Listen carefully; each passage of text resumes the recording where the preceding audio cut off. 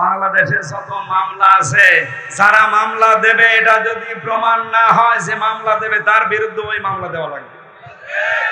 এমনি কয়েক লাখ মামলা এমনি খারিজ হয়ে যাবে।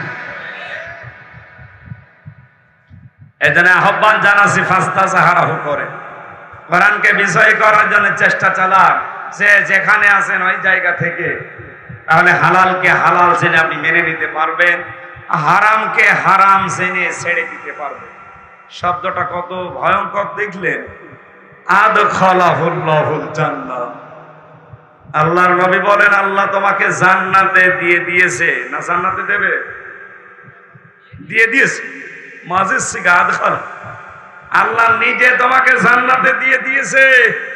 প্রশ্ন আসতে পারে, আমি তো মরি নাই, তাহলে জান্নাতে দিয়ে দিল কি করে? এর আগে যে শব্দগুলো ছিল দেখেন, প্রত্যেকের আগে ফা আছে। মান কারাল কোরআন বলার পরে ফাস্তাজাহারাহু ফাহাল্লা হালালাহু। আমি যেহেতু এখানে শব্দ এক মাপের লোক না, ও বললে আপনি হয়তো বুঝবেন না। আলেম যারা তারা জানে এই বিষয়টা। আগের বিষয়গুলো যদি সত্যি আপনি মেনে নিতে পারেন আর চোখে দেখতে পারেন যে কোরআন বিজয় হয়ে গেছে, হালালকে হালাল জানার পরে আঁকড়িয়ে ধরা যাচ্ছে, হারামকে হারাম জানার পরে ছেড়ে দেওয়া সহজ হচ্ছে, আপনি মনে করবেন আপনি মিনি জান্নাতে আছেন। আমি কথা বোঝাতে পেরেছি? এর পরবর্তী শব্দ আরো সুন্দর, ওয়াসাফাহু ফি আশারাতিন মিন আহলি বাইতিহি কুল্লুহুম ক্বাদ ওয়াজাবাত লাহুন নার। আপনাকে সুপারিশের অনুমতি দেওয়া হবে আপনার আপনজনদের ভেতরে এমন 10 জনের ব্যাপারে যাদের জন্য জাহান্নাম অবধারিত হয়ে গিয়েছিল।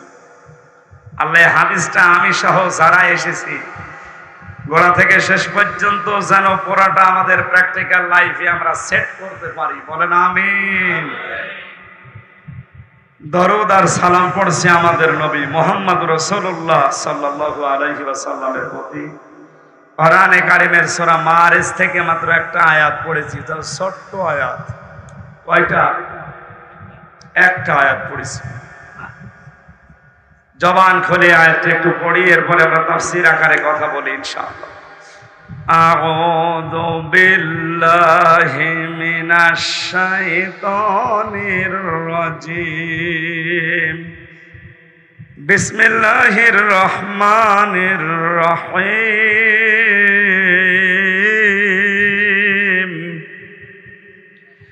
ইল্লাল মুসাল্লিন।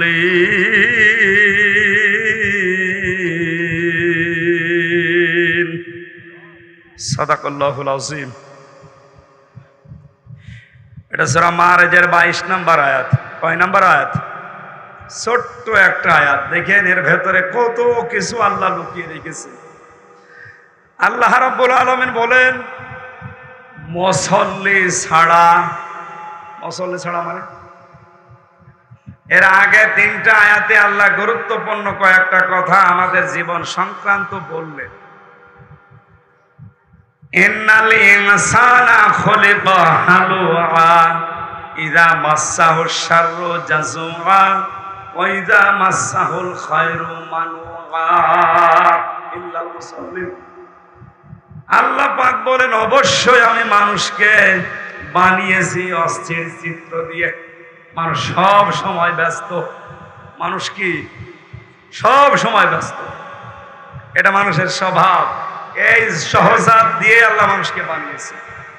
স্থির থাকলে আপনার ভালো লাগবে, সব সময় আপনি ব্যস্ত।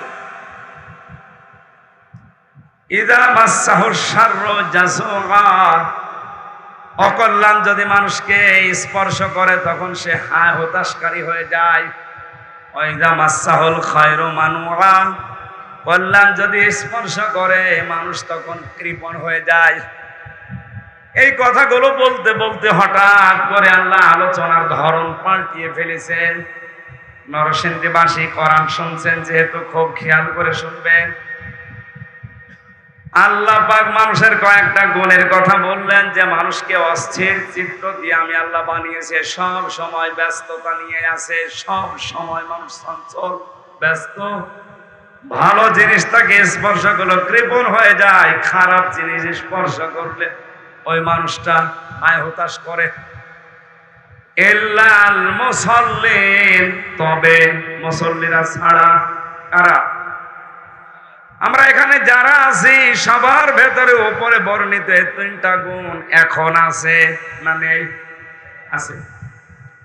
অথচ আল্লাহ বলেন যারা মুসল্লি তাদের ভেতরে এগুলো থাকে না। আমার এই 33 বছর বয়স, 11 বছর থেকে মোটামুটি আমি নামাজে, সময় থেকে মাদ্রাসায় দিয়েছে, এই 33 বছর পর্যন্ত তো নামাজ আমার ছেড়ে দেওয়া হয়নি, আমি নামাজে আছি। তো আগের এই তিনটা গুণ আমার এখনো পর্যন্ত ভেতরে আছে কম বেশি। জেলখানাতে বাস্তব কিছু অভিজ্ঞতা আমার এই তিনটা আয়াতের উপরে আলোকে পেয়েছি আমি, যা আল্লাহ বললেন এই তিনটা গুণ তাদের ভেতরে নেই যারা মুসল্লি। আমিও তো মুসল্লি, আমার ভেতরে গুণগুলো আছে। আমি অস্থির, আমি হায় হতাশ করছি, আমি সব সময় চঞ্চল, সব সময় অস্থির হয়ে আছি, সব সময় আমার মনের ভেতরে ব্যস্ততা। অথচ 18 বছর, 22 বছর, 25 বছর পর্যন্ত অনেক আলেম আমার সামনে দেখলাম, তারা যেখানে আছে তাদের ভেতরে এইগুলো নেই। কয় তাদের তো ছেলে মেয়ে, স্ত্রী পুত্র, মা বাবা, দুনিয়া আপন বলতে আমরা আর কাউকে নেই, জানি এটাও জানি কেউ নেই। তারা নামাজ আদায় করছে, তাদের ভেতরে এগুলো নেই। আমরা নামাজ আদায় করছি, আমাদের ভেতরে উপরে বর্ণিত এই তিনটা বিষয় আছে। তাহলে ওর নামাজ আর আমার নামাজ, আল্লাহর এই কথা মিলছে না। আল্লাহর এই কথাটা মনে হয় ভুল। আপনি মিলান নিজের সাথে। এবার শুধু শুনতে আসা না, মুসল্লিদের ভেতরে অস্থিরতা থাকে না, হায় হতাশ থাকে না। পৃথিবীর যত বড় বিপদ তার উপরে আসুক না কেন, বিষয়টা যদিও গোপন, ক্যামেরা না থাকলে আমি বলতাম এর কিরমান কাদিমের জন্য বলা হচ্ছে নিচে নামে ঠিক হবে না। শেষে এমনি 3 বছর গেল, 6 বছর চলে যাবে, দরকার নেই ভাই। এটা ইল্লাল মুসাল্লিনটা যেহেতু নিজে দেখে এসেছি, এই কারণে আমি উদাহরণটা সেট করতে চাচ্ছিলাম। ক্যামেরা গুলো যদি 50 বছর আগের মতো সাহায্য সাহেবের মতো ওয়াজ করতাম যে সামনে কেউ নেই, সাহা বলতাম, কেউ কিছু বলতো না, ছাতা কালকেই এমন ভাবে লাগিয়ে দেবে, আগে পরে রংচং দিয়ে, শেষে যা বলতে চেয়েছি ওইটা না দিয়ে এখানে প্রসাব করিবেন, না করিলে 50 টাকা জরিমানা, প্রসাব না লাগলেও জোর করে প্রসাব করে 50 টাকা জরিমানা দেওয়া হবে। এই জন্য আমি ওটা বলতে পারলাম, দুঃখিত। ইল্লাল মুসাল্লিন, আমরা আল্লাহর ভাষা শুনলাম যে মুসল্লিদের ভেতরে অস্থিরতা থাকে না। আমাদের ভেতরে ইন্নাল্লাযীনা ক্বালু রাব্বুনাল্লাহু সুম্মা ইসতাকামু তাতানাজ্জালু আলাইহিমুল মালায়েকা। এই আয়াতগুলো মনে হচ্ছে আমি বাস্তব নাজিল হওয়া দেখে আসছি। যারা আল্লাহকে রব বলে টিকে থাকতে পারে, আল্লাহ তাদের উপরে নিজে রহমতের ফেরেশতা পর্যন্ত নাজিল করে সাহায্য করে। আল্লাহ তাখাফু ওয়ালা তাহজানু, এসে বলে ভয় নেই, চিন্তা নেই। কিসের ভয়, কিসের চিন্তা? হয়তো তুমি এই বিপদে পড়ার কারণে অনেক কিছু হারিয়েছো, হারাচ্ছ, হারাবে। যাদের নিয়ে চিন্তা করছো, যাদের নিয়ে চিন্তা ভয় হচ্ছে, আল্লাহ যেন নিজে কুদরতি হাত দিয়ে ফেরেশতাদের মাধ্যমে ভিডিও ক্যামেরা আকারে সামনে ক্লিপ ধরে রেখেছে। দেখ, কোনো চিন্তা নেই, চলে আয়, কোনো ভাবনা নেই, ভয় নেই। যাদের জন্য চিন্তা করো, ভয় করো, ওগুলোর দায়িত্ব আমি আল্লাহ আমার হাতে নিয়ে নিয়েছি। এই জন্য ওই মুসল্লিগুলোর ভেতরে জাজুয়া নেই, ওরা হতাশা কি এটা ওদের সাপ চেহারার ভেতরে পাওয়া যায় না। আর আমাদের ওর চাইতে 100 ভাগের 1 ভাগ বিপদ যদি আসে, আমরাও মুসল্লি, আমরাও কি, কিন্তু জাজুয়া আমাদের জীবন থেকে যাচ্ছে না। আমরা কল্যাণ পেলেই কেমন যেন কৃপণ হয়ে যায়, অকৃতজ্ঞ হয়ে যায়। সৃষ্টিকর্তা যিনি আমাকে বানিয়েছে, শেষ পর্যন্ত তাকেই ভুলে যায়। আল্লাহ পাক বলেন মুসল্লি যারা, তাদের ভেতরে যেহেতু এই গুণাগুণগুলো থাকবে না, এই জন্য মুসল্লি যারা কান খাড়া করে শোনেন। এবার এখানে আল্লাহ 12টা গুণ দিচ্ছেন। কয়টা? একটা একটা করে আপনি মিলাবেন, আলেমরা আছে আমি সহ প্রত্যেকেই যেন 12টা গুণ আজকে থেকে অর্জন করার চেষ্টায় থাকি। যেহেতু আমরা মুসল্লি, আমরা নামাজি, আমরা বেনামাজি না, এই ট্যাগ আমাদের নামে নেই, তাহলে এখানে আমরা আসতাম না। আমরা যেহেতু মুসল্লি, আল্লাহর ভাষায় আমাদের এই 12টা গুণ অবশ্যই মাস্ট বি অর্জন করতেই হবে। 1 নম্বরে আল্লাহ পাক বলেন আল্লাযীনা হুম আলা সালাতিহিম দাইমুন। মানুষ অস্থির হবে না, হায় হতাশ করবা না, বিপদে পড়লে কৃপণ হয়ে যাবে না, আল্লাহর কল্যাণ কিছু পেলে। ওই মুসল্লিগুলো যারা নামাজ কন্টিনিউ করে, যারা নামাজে দায়েম কায়েম থাকে। এখানে হাজারো মুসল্লি বসে আছে, অনেকেই 5 ওয়াক্তের জায়গায় 3 ওয়াক্ত নামাজ পড়ে, আছে না নেই? বলেন আপনি কে মনে করেন আল্লাহর এই বিধানকে? আমি তো বুঝি না। মুসা আলাইহিস সালামের জামানায় আল্লাহ পাক একবার ঘোষণা দিয়েছেন মুসা নবীকে, যে একজন কামার, তাকে তুমি জান্নাতের সুসংবাদ দিয়ে দাও। মুসা নবী আবেগপূর্ণ নবী ছিলেন, কিছু হলেই খালি প্রশ্ন করতেন। ডাক দিয়ে বলে, রব্বুল আলামিন, দুনিয়ায় তুমি আর লোক পেলে না, একটা কামারের নাম বললে, কি করে সে এমন? আল্লাহ পাক বলেন, একটু দেখো। তালতলি বাজার মনে করেন, এরকম বাজারের এক কর্নারে যে দেখে কামার দা খন্তা কোড়াল এগুলো লোহা পিটিয়ে গরম করে বানাচ্ছে, মগর মাথার উপরে তোলে, আবার লোহার উপরে পিটায়। হঠাৎ করে মাথার উপরে তোলার সঙ্গে সঙ্গে নামাজের সময় হয়ে গেছে। এখন যেমন আজান দেওয়া হয়, ওই সময় একটা সিস্টেম ছিল, মগরটা লোহার উপরে পিটিয়ে তারপরে তিনি নামাজে দাঁড়াতে পারতেন। মুসা নবী আলাইহিস সালামের জামানায় যেহেতু 1 ওয়াক্ত নামাজ ফরজ ছিল, এই মগরটা পেছন দিক থেকে ফেলে দিয়ে সঙ্গে সঙ্গে নামাজে দাঁড়িয়ে গেছে। মুসা নবী ডাক দিয়ে বলে, মাবুদ, তুমি একে জান্নাতের সুসংবাদ দিতে কেন বললে? আমি বুঝতে পেরেছি। এই লোকটা মগর লোহার উপরে পিটিয়ে তারপরে নামাজে দাঁড়াতে পারতো। তোমার বিধান এত গুরুত্ব দেয় জীবনে, এত বেশি দাম দিয়েছে তোমার বিধানকে, মগরটা মাথার উপর দিয়ে পেছন ফেলে দিয়ে সামনে না দিয়ে তোমার বিধান পালন করার জন্য সচেষ্ট হয়ে গেছে। এত গুরুত্ব যে লোকটা তোমাকে দিতে পারে, তাকে তুমি জান্নাতে না দিয়ে পারো না। জোরে বলেন সুবহানাল্লাহ। নরসিংদীবাসী, এটা রেকর্ড হচ্ছে, সারা দুনিয়ায় ছড়াবে। 175 কোটি মুসলিম, সবাইকে সামনে নিয়ে বলছি, আপনি আর যাই করেন ফরজ নামাজটা সময় মতো ছেড়ে দেবেন না। আমি আপনার হাতে পায়ে ধরে বলছি, দাইমন এটা কন্টিনিউ করেন, এটা দায়েম কায়েম রাখেন, নয়তো আপনি আল্লাহর আয়ত্ত থেকে বাইরে চলে যাবেন। কেউ যদি ফরজ নামাজ বাদ দিয়ে দেয়, মহান আল্লাহ বলেন, নবী আপনি বলেন, আমি তার দায়িত্ব আমার হাতে আর রাখি না, ছেড়ে দেই। আপনি কি এই কথাটা এত ছোট মনে করলেন? এত হালকা মনে হচ্ছে তার কাছে? আল্লাহ পাক যদি কোনো বান্দা বান্দির দায়িত্ব ছেড়ে দেয়, ওর 1 সেকেন্ডটাও নিরাপদে থাকা সম্ভব না। কথা বলে না কেন? এই মানুষের রক্তের ভেতরে 5 প্রকার ক্যান্সার হচ্ছে। 1 প্রকার যদি আল্লাহ লাগিয়ে দেয়, পুরা নরসিংদী বিক্রি করে ঔষধের পয়সা জোগাড় করতে পারবেন না। আপনি কার ওপর ভরসা করে মাস্তানি করেন, আমার তো বুঝে আসে না। আল্লাহ আপনার আয়ত্ত দায়িত্ব যেন ছেড়ে না দেয়। 5 ওয়াক্ত ফরজ নামাজ, অন্তত 17টা ফরজ সেজদা আপনি জীবন চলে গেলেও ছাড়বেন না। মেয়েদের 3 দিন 5 দিন 7 দিন 10 দিন ওটা নাই মাফ, বাদ দিলাম। তো পুরুষের তো ওই অবস্থা নেই, শুধু পাগল হয়ে যাওয়া আর অজ্ঞান হয়ে যাওয়া ছাড়া আমাদের নামাজ মাফ আছে। আরো জোরে বলেন। এই বিধানটা গুরুত্ব দেন, সামনে অনেক কিছু আল্লাহ আপনাকে সহজ করে দেবে।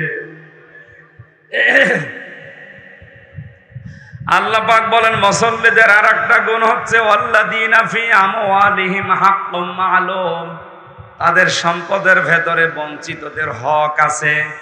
কি আছে? এই বিষয়টা অনেক মানুষ জরিমানা মনে করে রেখে দিয়েছে। মাল সম্পদ এখন খালি জমা করে আর গণনা করে।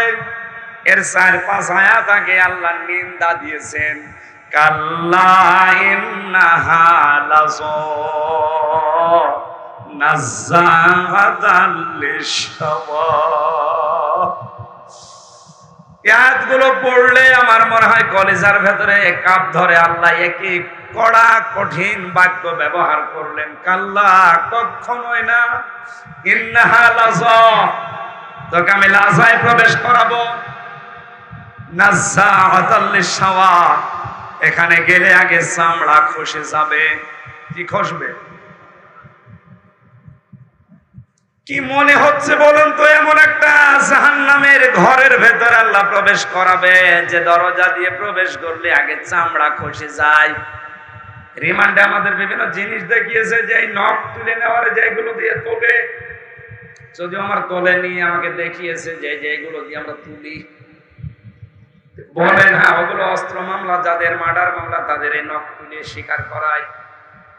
আমাদের মৈলচুরি আমরা বললাম না, আমার আবার কি স্বীকার করাবে? এই কঠিন অবস্থায় ভয়ঙ্কর ঘরের ভেতরে নিয়ে শুধু ওই মাল মশলা গুলো অস্ত্রপাতি গুলো দেখালেই নখ উঠে চলে যায় না, চামড়া খসে না।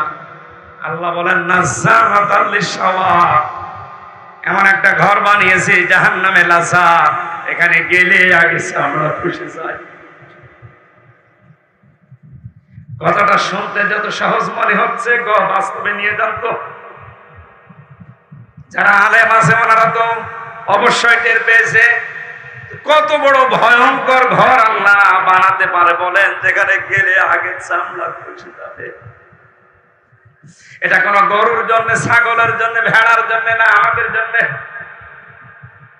আল্লাহ বলেন 2 প্রকার মানুষকে এই চামড়া খসানো ঘরে লাযা ডাকবে, তাদউ মান আদবারা ওয়া তাওয়াল্লা, যারা সত্যকে সত্য জানার পরে পৃষ্ঠ প্রদর্শন করে চলে যায় আর মুখ ফিরিয়ে চলে যায়। আমার তো আয়াত পড়ার পরে মনে হয় বাংলাদেশে এই চরিত্রের মানুষ বেশি। এদেরকে সত্যকে সত্য চোখে আঙ্গুল দিয়ে দেখিয়ে দিলেও শুধু রাজনীতি বলে পেছন ফিরে চলে যাচ্ছে, অথচ জানে যে এটা সত্য। এই বিশ্বাস নিয়েও সেই 10, 15, 20, 30 কিলো দূর থেকে এখানে এসে বসে আছে যে হামজা এসেছে কুষ্টিয়া থেকে, ও বাবার কথা বলবে না, ও দাদার কথা বলবে না, ও নিজের দলের কথা বলবে না, ও জানে যে কোরআন দিয়ে কথা বলে, কোরআন দিয়েই বলবে। চোখে আঙ্গুল দিয়ে দেখিয়ে দিচ্ছি যে এইটা এইটা এইটা। এরপরও মনে মনে ভাবেন না এ তো আমার দলের লোক না, এ আমার বাবার মুরিদ না, এ আমি মানি না। এরকম চরিত্র দেশে নেই।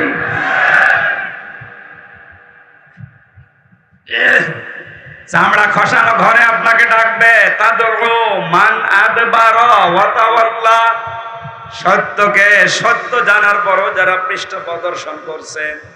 আমি আবার রিপিট করছি, সবার জীবনে যেন টার্গেট থাকে দিন কি করে এদেশে বিজয়ী হয়। এ টার্গেট যার জীবনে নেই, এটা রাজনীতি মনে করেন, পায়খানা করা এটাও রাজনীতি মনে করা লাগবে। টয়লেটে যাওয়ার সময় যারা বলেন আল্লাহুম্মা ইন্নী আউযু বিকা মিনাল খুবুসি ওয়াল খাবাইস, এক কথা বলেন না কেন? এই কথাটা বলার পরে যে 8-10 মিনিট বসে থাকেন, বের হওয়ার পরেই বলেন গফরানাক, আল্লাহ তুমি আমারে মাফ করো, আলহামদুলিল্লাহিল্লাযী আযহাবা আন্নী আযা ওয়া আফানি, এই গন্ধ জিনিস আমার শরীর থেকে বের করে দিলে এই জন্য তোমার শুকরিয়া। আমাকে তুমি স্বস্তি, শান্তি, নিরাপত্তা দিয়েছো এই গন্ধ জিনিস বের করার মাধ্যমে। এটা যদি কেউ ডান পা দিয়ে বের ঢোকে, বাম পা দিয়ে ঢুকে, ডান পা দিয়ে বের হওয়ার সময় এই দোয়াটা পড়ে, আধা ঘন্টা যদি টয়লেটে বসে থাকে, আধা ঘন্টা ইবাদত। এই কথা বলে না কেন? আধা ঘন্টা যদি টয়লেট করা ইবাদত হয়, 10 বছর নবীজি কোরআন দিয়ে রাষ্ট্র চালিয়েছে, কোরআনে ঝাড় ছিল, বিজয় ছিল। 30টা বছর 4 জন সাহাবী কোরআন দিয়ে রাষ্ট্র চালিয়েছে, এক কথা বলে না। ওইটার কথা বলতে গেলে আপনার কাছে রাজনীতি মনে হয়, তাহলে টয়লেট করাও রাজনীতি।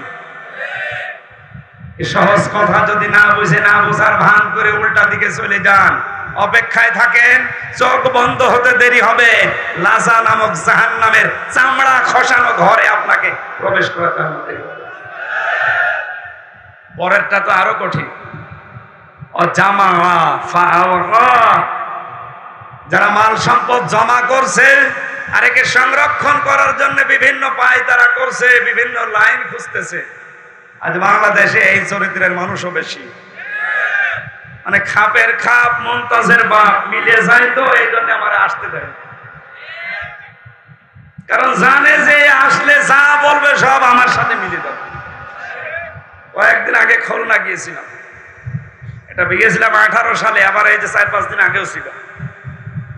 আমার বলছো, হুজুর আপনি স্বামী স্ত্রীর গন্ডগোল কেন হয়, একটা বই লিখেছেন না, দাম্পত্য জীবনের কলহ এবং তার সমাধান।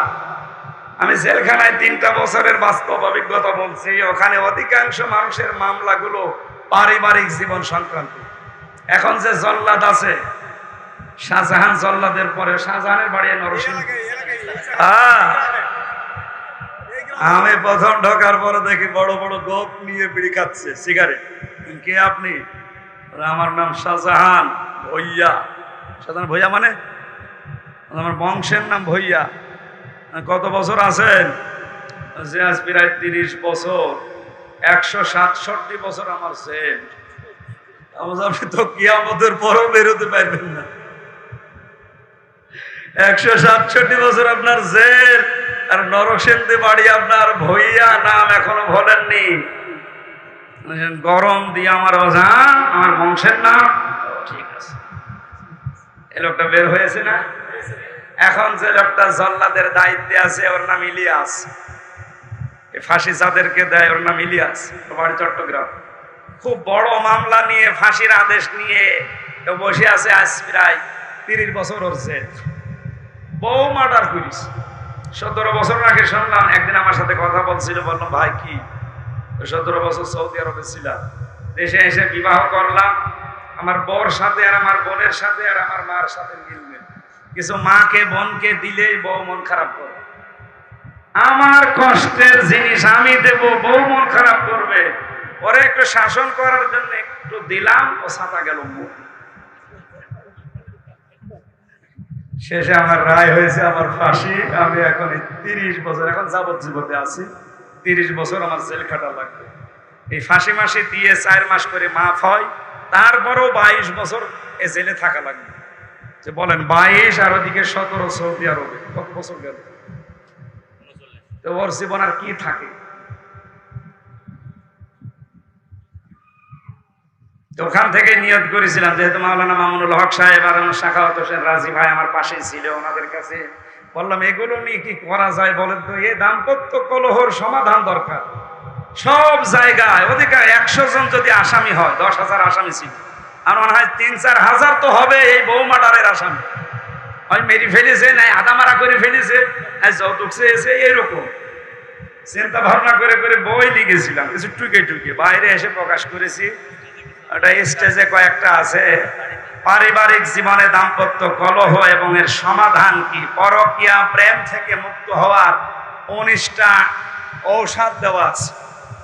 এটা যারা আজ লাইনে আছেন কিনে নিয়ে যাবে, নাকি এলাকায় মনে হয় এরকম মানুষ নেই? ওই সামনে যে সাদা গাড়ি আছে ওখানেও পাবেন, মোনাজাতের পরে নেবেন। আশা করছে এটা নিয়ে মেয়েকে, যাদের বিয়ে হয়নি তাদেরকে পড়ান, আপনার বউকে পড়াবেন। যদি অন্য জায়গায় কোনো আনসান থাকেও, আশা করছি আল্লাহ তাকে ফিরিয়ে আনবে। যেই দেখে খাপের খাপ মিলে যাচ্ছে, তখন আমার কানের কাছে মুখ নিয়ে বলছে, হুজুর পারিবারিক জীবনে খুব ঝামেলা আছে, আপনি এক কাজ করেন, উপরের কথা বললেই তো শুধু রাজনীতি করবেন, পারিবারিক জীবনের কথা বলেন, এখানে বিভিন্ন দলের লোকজন আছে। ঠিক আছে, সূরা নিসার 35, 36, 34, 35, 36 এই আয়াতগুলো আমারে দিল। তাফসীর আকারে কথা বলে ওখানে 9টা পয়েন্টের উপরে বলেছিলাম যে পারিবারিক জীবনে এই কারণে গন্ডগোল হয়। আর এগুলো মেটাতে হয় এই কারণে।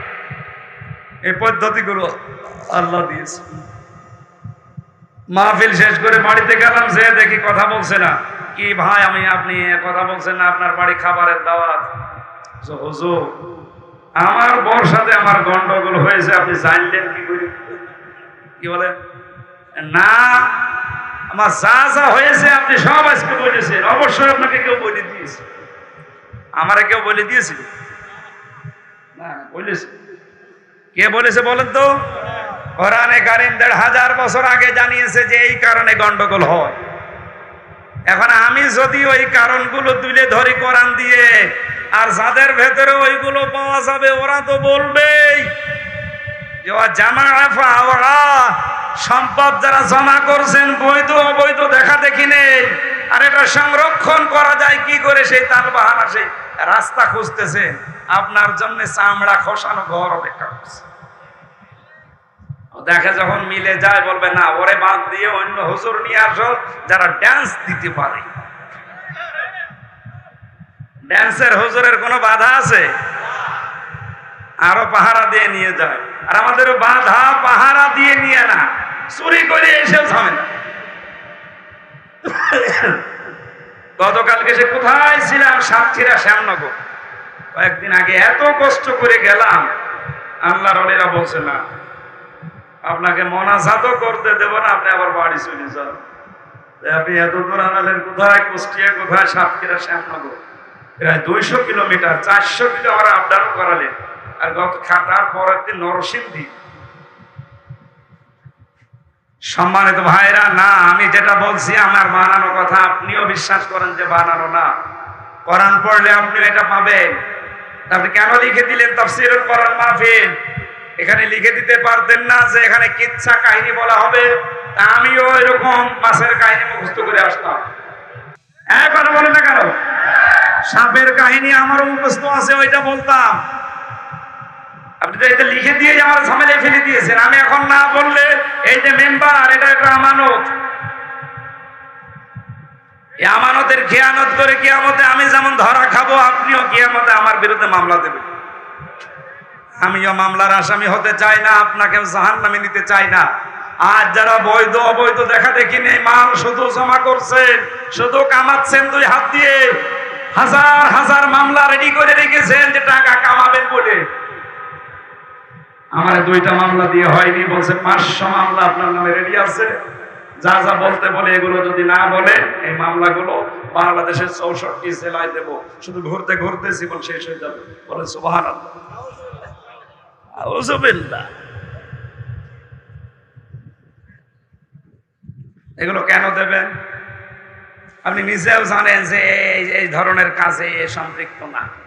এ প্রতিষ্ঠিত এদেশের একটা রাজনৈতিক দলের সাথে সম্পৃক্ত। ওইটাও করে মন প্রাণ দিয়ে করে, কারণ দিন কায়েমের চেষ্টা করে জাহান্নাম থেকে বাঁচার জন্য। আপনি নিজেও জানেন এটা, তারপরে উল্টা পাল্টা ট্যাগ লাগিয়ে, কারণ এই ট্যাগ গুলো লাগাতে পারলে আপনি মাল কামাতে পারবেন। আমার মাঝে মাঝে যখন কোর্টে হাজিরা দিতে যায়, আমার চিন্তা হয় মামলার আয়ুটা নিয়ে আল্লাহ কি বাঁচবে কি করে। কিন্তু 100 ধরা খাবে। এদেশের হাজারো মামলার আয়ু আমি সাবধান করছি ভাই, এখনো থামেন। যে যেই বিষয় জানে না ওই বিষয়ে যদি আপনি তাকে দোষারোপ করে তার জীবনটা নষ্ট করে দেন, আপনি মনে করছেন সুখে থাকতে পারবেন? আপনি যে বললেন না, এটা কি বানিয়ে বললেন না?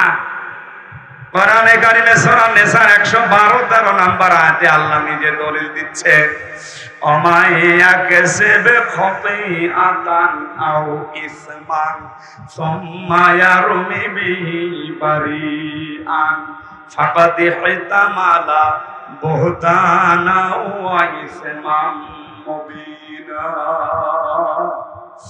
এটা তাফসিরে হাক্কানিতে আছে, আর তাফসিরে ফি জিলালিল কোরআনে আছে। ব্যাখ্যাগুলো বলতে গেলে সময় বেশি লাগছে, এজন্য খুব শর্টকাট করছি। গায়ে ভালো করে খেয়াল করেন। আল্লাহ পাক বলেন, মহান মানুষ এমন দুনিয়ায় আছে, নিজে অন্যায় কাজ করে, আঞ্জাম দেয়, আর কাজটা যখন হয়ে যায় তখন একটা ভালো মানুষ নিরপরাধ মানুষের উপরে দোষটা চাপিয়ে নিজে ভালো সাজে।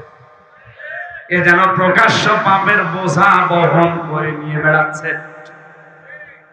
এটা যে বাস্তবগত ইমাম মালিক রহমতুল্লাহ আলাইহির জামানায় তাফসিরে হাক্কানির ভেতরে এটা আমি পড়েছি, জেলখানায় বসে বসে। ওনার জামানায় এক মহিলা মারা যাবার পর এক মহিলা লাশ ধোয়াতে গেছে, রানের উপরে হাত দেওয়ার পরে গেছে হাত আটকে আর খুলতে চায় না। বহু চেষ্টা করে কয়েক ঘন্টা, না হাত ছাড়ে না, চামড়ার সাথে অ্যাটাচড লেগে গেছে। এলাকায় যিনি কাজী ছিল বিচারক বলছে এক কাজ করেন, এই জীবিত মহিলার হাত এখান থেকে কেটে বাদ দিয়ে দেন। জীবিত মহিলার স্বামী আর সন্তান বলছে না, আমরা এসেছি উপকার করার জন্য, এখন আমাদেরই আপনারা বাস দেবেন, আমরা মানি না। আর একটু বড় বিচারপতি যিনি, উনি রায় দিলেন এক কাজ করেন, মহিলা যেহেতু মারা গেছে ওরে কবরে দেওয়া হবে একটু পরে, ওর চামড়াটা ওই জায়গা থেকে কেটে বাদ দিয়ে দেন। তোর স্বামী আর সন্তান রাজি না, বলে না। আমার মা আর আমার স্ত্রী খুব ভালো মানুষ, আমাদেরকে সারা জীবন আমরা দেখেছি, এত ভালো মানুষ হয় না, আমরা এই নেককার মহিলাকে চামড়া কেটে বাদ দিতে দেব না। এখান থেকে একটা মাসলা আমি পেয়েছি, মেয়েরা এসেছে না? সম্মানিত মা বোনেরা, এই যে মৃত মহিলার স্বামী আর তার সন্তান কি বলেছে আপনি খেয়াল করেন তো। স্বামী ডাক দিয়ে বলেছে, উপস্থিত জনগণ, আমার স্ত্রী ভালো ছিল, নেককার ছিল, আমার মন মতো ছিল, ওর চামড়া কেটে বাদ দিতে আমি দেব না। আমিও কোরআন সামনে নিয়ে আপনাকে গ্যারান্টি দিতে পারি, শুধু নামাজ পড়া, রোজা রাখা আর কালো বোরকা পরে মনে করছেন আমি জান্নাত পেয়ে গেছি, না। মরণের পরে যদি সত্যি আপনার স্বামী বলে যে আমার স্ত্রী আমার মন মতো ছিল, আপনি জান্নাতি। এই কথাটা বলা আমার মনে হয় এখন যে অবস্থা চলছে, 100 জনের 98 জন স্বামী আমরা বলতে পারবো না। বলেন,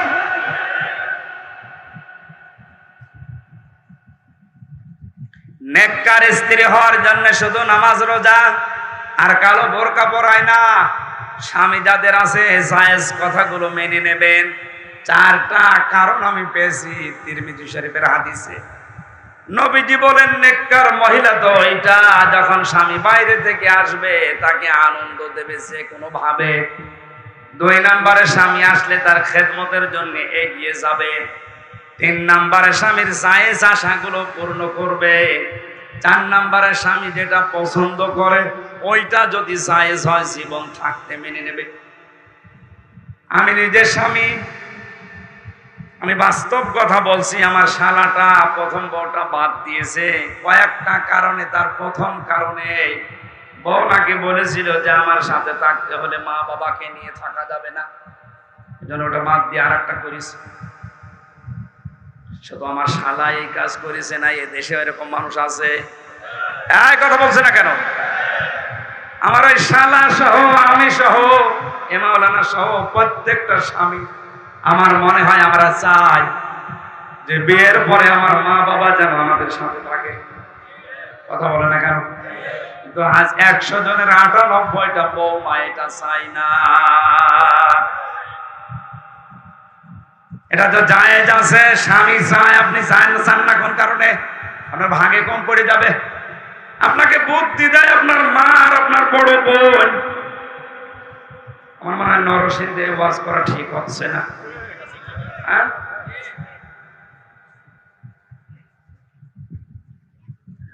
মা বোনেরা কথা বললে বলে না হুজুর আমাদের দেখতে পারে না। আল্লাহর কসম, কোরআন হাত দিয়ে বলছি, সবচাইতে বেশি ভালোবাসি আমি মেয়েদেরকে। বিশ্বনবী জানিয়েছে আমার কাছে 3টা জিনিস প্রিয়, সুগন্ধি, নামাজ আর আমার স্ত্রী। নারী জাতিকে নবীজি যেহেতু ভালোবেসেছেন, কোরআনের হাদিসের চোখ লাগিয়ে দেখতে পাচ্ছি আপনি জাহান্নামে যাচ্ছেন। ভারতের এই সিরিয়াল দেখে দেখে আপনি জাহান্নামে যাচ্ছেন। আমি স্বামী যেটা পছন্দ করে যদি জায়েজ হয় জীবন থাকতে আপনি মেনে নেবেন। মারা যাওয়ার পর স্বামী যদি সত্যি ওই মহিলার স্বামীর মতো বলতে পারে, না আমার স্ত্রী কিন্তু আমার মন মতো ছিল, আমি গ্যারান্টি দিয়ে গেলাম ছোটখাটো গোনা থাকলো আল্লাহ আপনাকে জান্নাত দিয়ে দেবে।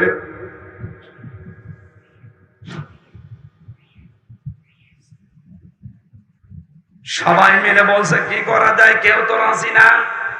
ওই দেশের প্রধান বিচারপতি তখন মদিনায় থাকেন, তিনি আমাদের নাম করা একজন আলেম, সবাই জানি, ইমাম মালিক। ঘোড়ায় করে তাকে নিয়ে আসা হলো। এই মহিলাকে পর্দার আড়াল থেকে প্রশ্ন করছে, ইমাম সাহেব, এই মেয়ে হাত আটকিয়েছে কেন লাশের সাথে, সত্যি করে বলো কি কি করেছো। মেয়েটা সেই প্রথম থেকে শেষ পর্যন্ত বলতে আরম্ভ করেছে যে আমি এই এই করেছি, আমার কোনো দোষ নেই, কিন্তু ভালো মনে খালাস দোয়াচ্ছিলাম। ইমাম মালিক বলছে, না, আমার কাছে কোরআন আর হাদিসের রাডার আছে, আমি কিন্তু সত্যি ধরে ফেলবো, এখন বলো। ধমক দেওয়ার পরে মেয়েটা বলছে, ইমাম, লাশ ধোয়াতে ধোয়াতে এই মহিলার প্রতি একটা খারাপ ধারণা করেছিলাম আমি। খারাপ ধারণা এই যে তুমি উপরে ফিটফাট, তুমি ভেতরে সদরঘাট। তোমাকে আমি একদিন একটা পুরুষ মানুষের সাথে তোমার বাড়িতে প্রবেশ করতে দেখেছিলাম। এই যে আন্দাজে একটা মন্তব্য তার উপরে নিক্ষেপ করেছি। পরবর্তীতে খোঁজ নিয়ে জেনেছিলাম যে ওটা তার বড় ভাইয়ের ছেলে। ভাইয়ের ছেলে সম্পর্কে কি হয়? ফুফু। কি হয় বলেন? ফুফুর সাথে দেখা করা, যে 14 জন পুরুষের সাথে একজন মহিলা দেখা করতে পারে, ভাইয়ের ছেলে তার ভেতরে নেই। একটা জায়েজ জিনিসকে আপনি হারাম দিকে গড়িয়ে দিলেন কোন কারণে? আমি শুধু এই কাজটা করেছিলাম মনে মনে লাশ ধোয়ানোর সময়। ইমাম মালিক বলে, মহিলা, আমারও তো এইটাই মনে হচ্ছে তুমি কিছু না কিছু করেছো। নিজে অন্যায় করার পরে অন্যায়টা যদি কোনো নিরপরাধ ভালো মানুষের উপরে কেউ চাপিয়ে দেয়, সে যেন প্রকাশ্য পাপের বোঝা বহন করে নিয়ে বেড়ায়। ফাঁকা দেহে তামালা বহুতানা ওয়া ইসমান মুবিনা। তুমি এখন প্রকাশ্য পাপের বোঝায় আছো, থাকো এভাবে। শাস্তি আছে কোরআনে কারিমে তোমার জন্য দুইটা। সূরা নূরের 4 নম্বর আয়াতটা তিনি তেলাওয়াত করে শাস্তির ঘোষণা দিলেন, ওয়াল্লাযীনা ইয়ারমুনাল মুহসানাতি সুম্মা লাম ইয়াতু বিআরবাআতি শুহাদা ফাজলিদুহুম সামানিনা জালদা ওয়ালা তাকবালু লাহুম শাহাদাতান আবাদা ইলা আখিরি আয়া। আল্লাহ পাক বলেন, যারা নিরপরাধ, নিষ্কলুষ, চরিত্রবান কোন নারীর উপরে জেনার তহমত, ব্যভিচারের তহমত লাগিয়ে দেয়, কিন্তু সাক্ষী জোগাড় করতে পারে না 4 জন, তার 2টা শাস্তি দুনিয়ায় হবে। 80টা বেদ তাকে মারা লাগিয়ে। 2 নম্বরে কোনদিন আর তার সাক্ষী আদালতে গ্রহণযোগ্য হবে না। বাংলায় মামলার আয়ু যারা আছেন আর যারা মিথ্যা মামলা মানুষকে দিয়ে তার জীবনটা নষ্ট করছেন, নিরপরাধ মানুষের উপরে দোষ চাপিয়ে জীবনটা শেষ করে দিচ্ছেন। আজকে একটা সংবাদ আমি পেয়েছি, আমি নাম নিতে পারলাম না, দুঃখিত। নিরপরাধ মানুষকে বিনা কারণে কেউ যদি হত্যা করে আর কেউ যদি এই সাপোর্ট করে এই হত্যাকে, আল্লাহ তাকে দুনিয়ায় শাস্তি দেয়। এটা আমি আজকে দেখতে পেয়েছি। ইন্না বাতশা রাব্বিকা লাশাদীদ। আল্লাহ বলেন, আমি কিছু বলি না, কিন্তু যদি ধরি ওরে আর ছাড়ি না। ভিন্ন মত, ভিন্ন দল পোষণ করা, এটা কি অপরাধ এই দেশে? তাহলে গণতন্ত্র গণতন্ত্র বলেছিলেন কেন? ভিন্ন মত, ভিন্ন দল আমি করতেই পারি, তাই বলে আপনি আমার চোখ তুলে নেবেন? কথা বলেন না কেন? তাই বলে আপনি 3 বছর আটকিয়ে রাখবেন? কিসের গণতন্ত্র বলেছিলেন আপনি বলেন? অন্যায় কাজে যে করেছে আপনি সাপোর্ট করেছেন, আল্লাহ পাক আপনাকে ঠিক একই কায়দায় শাস্তি দিয়ে দেখিয়ে দিয়েছে।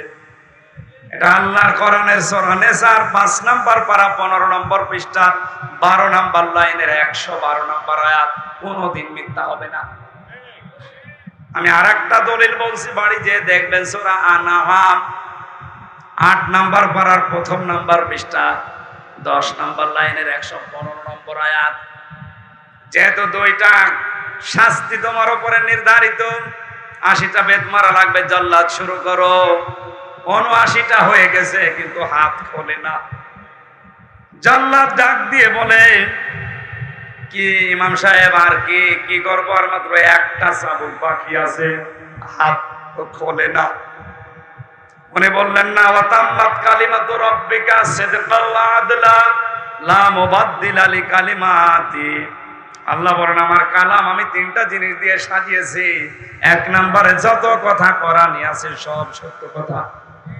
2 নম্বরে এটা ন্যায় বিচার ইনসাফপূর্ণ কথা। 3 নম্বরে কোনদিন আমার কথা কোনো রদ বদল হবে না। আমি যেহেতু 80টা মিয়াতা কি সামানিনা জালটা দিয়েছি, 80টা বেত মারা লাগবে, 79টা হয়ে গেছে, আর একটা মাত্র বাকি, এখনো হাত খোলে না। এই একটা মারার পরে যদি হাত না খোলে তাহলে কোরআন দিয়ে বিচার করলাম, অনেকের বিচারের উপরে আস্থা উঠে যাবে। শুরু করো বিসমিল্লাহ বলে। শুরু করলেন বিসমিল্লাহির রহমানির রহিম বলে, আর একটা 80টা মারা শেষ, সঙ্গে সঙ্গে চট করে হাত খুলে গেছে। আমি শুধু ঘটনা বলার জন্য পর্যন্ত আসি নাই, আমার শিক্ষা। ও বাংলার মানুষেরা, আমার মনে হয় যদি আয়াতটা আজ বাংলার সংসদে কায়েম থাকতো, সূরা নিসার এই 4 নম্বর আয়াত, কত মানুষের সাক্ষী এই বাংলার আদালত থেকে এমনি রিজেক্ট হয়ে যেত। মরণের আগে আর আপনার সাক্ষী নেওয়া হতো না। ওয়ালা তাকবালু লাহুম শাহাদাতান আবাদা, কোনদিন আপনার আর সাক্ষী নেওয়া হবে না।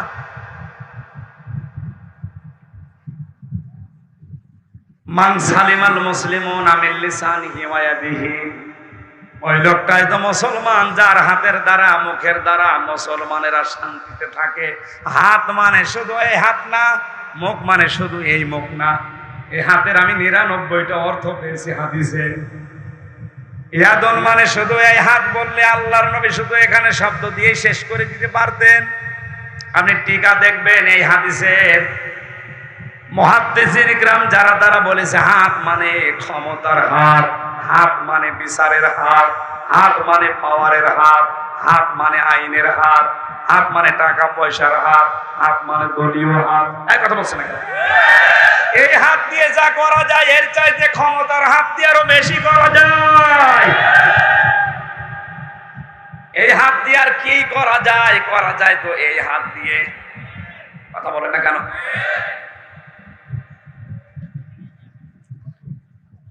এখানে যাদের এই হাতের দ্বারা, যাদের ক্ষমতার হাতের দ্বারা, সম্পদের হাতের দ্বারা, প্রভাব প্রতিপত্তির হাতের দ্বারা, মুখ মানে শুধু এই মুখ না, অনেকে মুখ বুঝে থাকে তারপরও কাজ পেয়ে যায়।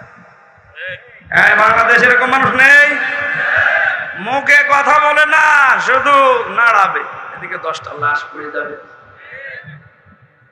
যাদের হাতের দ্বারা মুখের দ্বারা আজ মুসলমানেরা নিরাপদে নেই। আপনি নামাজ পড়তে পারেন, রোজা রাখতে পারেন, 72 রাকাত নামাজ পড়তে পারেন, আপনি মুসলমান হতে পারেননি। নরসিংদীবাসী এই ছোট্ট একটা স্টোরি থেকে যেটা আমি শিক্ষা বের করেছি, ইমাম মালিক রহমতুল্লাহ আলাইহি এই শাস্তি দেওয়ার পরে জনগণকে দেখিয়েছিলেন যে নিরপরাধ কোন মানুষের উপরে বিনা কারণে কেউ যদি আন্দাজে দোষ চাপিয়ে মনে করে যা করেছি করেছি আমার অসুবিধা নেই, আল্লাহ কিন্তু দেখিয়েছে যে পাপের বোঝা বহন করে কি করে মানুষ নিয়ে বেড়ায়। এটা যদি আজ বাংলাদেশে একবার আল্লাহ দেখানোর ব্যবস্থা করতো, বাংলাদেশে কত মানুষের হাত যে আটকে যেত আদালতে। কথা বলে না কেন? আমি আশা করব আপনার হাত আদালতে যদি না আটকায়, এমন জায়গায় আটকাবে জীবনে আর খুলতে পারবেন না। আজ অনেকের হাত আটকে যাচ্ছে। কত বড় বড় জায়গায় দাপটে ছিল, সাংবাদিকরা যেমন ধরা ধরেছে, সব হাত আজ শেষ, কোনো হাত আর কাজে লাগছে না। এখন যদি বলেন হুজুর আমি বসি না, আমার নাম ধরে ধরে বলেন, এখানে আসে কানে কানে বলছি, মিডিয়া বাদ দেন। কানে মুখে বলা ছাড়া উপায় নেই। তাদেরও হাত, কত বড় হাত ছিল, শুধু হাতের ইশারায় হাজার হাজার মানুষ শুয়ে পড়েছে।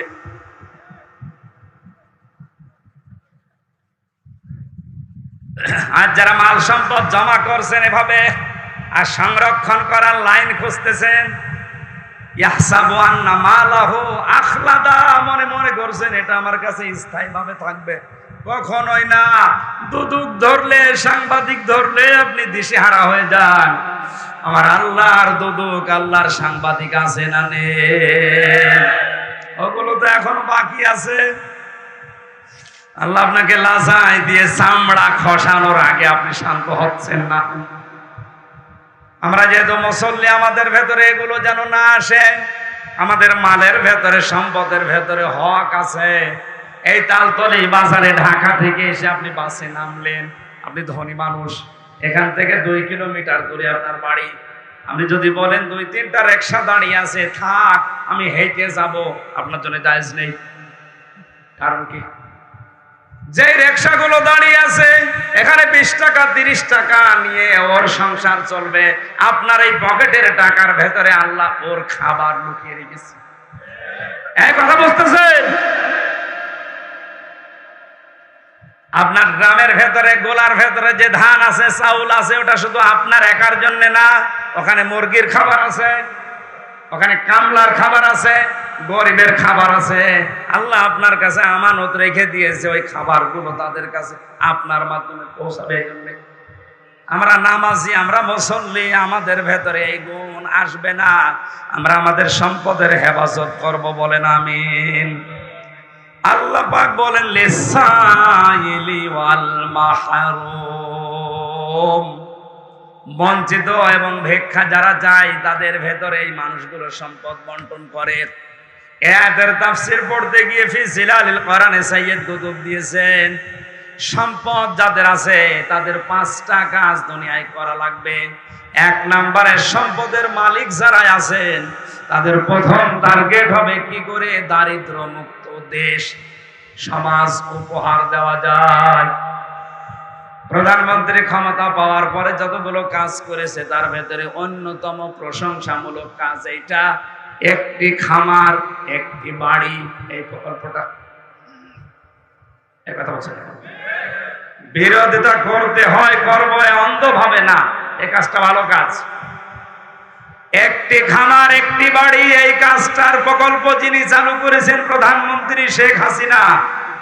হাজার হাজার মানুষের কর্মসংস্থান তৈরি হয়েছে, একটা মাথা গোজার ঠাঁই হয়েছে। এই কথা বলে না কেন? হ্যাঁ, যদিও যাদের মাধ্যমে এগুলো এসেছে এই মানুষগুলো একটু নয় ছয় হালকা পাতলা করতে পারে। হয়তো 100 টাকা বাজেট ছিল, 99 টাকা খেয়েছে, 1 টাকার কাজ করেছে। তাও তো করেছে নাকি? বাজেট তো উনি ঠিকই দিয়েছিলেন। সম্পদ আলা মানুষ যারা কি করবেন, বেগম পাড়া বানিয়ে এখন যদি চোখ বন্ধ হয় বেগম পাড়ায় নিয়ে যাবে আপনারে। সম্পদ মাল কামাই করছেন, বৈধ অবৈধ দেখা দেখি নেই। বাবা শাহজালাল সব হালাল, শুধু হালাল বলে শেষ করে দিচ্ছেন। আরো কি করে সংরক্ষণ করা যায়? 14 পুরুষ বসে বসে খাবে, সে সমস্ত রাস্তাগুলো কমপ্লিট করে যাচ্ছে।